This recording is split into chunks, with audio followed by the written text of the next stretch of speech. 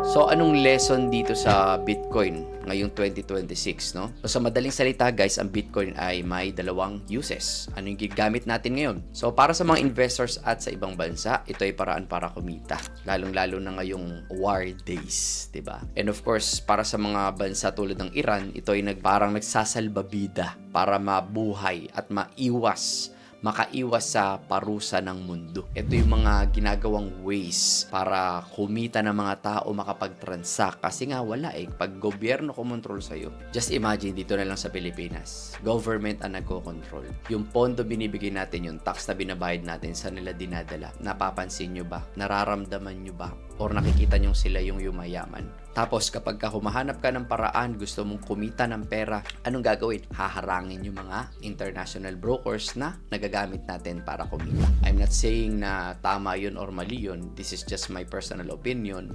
Pero syempre guys, matalino naman kayo. Alam nyo kung bakit, 'di ba? Ikaw mismo nanonood ngayon, gusto mong kumita. Gusto mo lang naman makadagdag sa pang-araw-araw na bilihin dahil tingnan mo naman, tumataas ang gasolina. Pero ang sweldo mo hindi tumataas. So ano mangyari? Ang mahihirap, lalong hihirap. Ang mayayaman, lalong yayaman. So I suggest, kung ikaw ay nag-iisip-isip dyan, use this situation to create opportunities.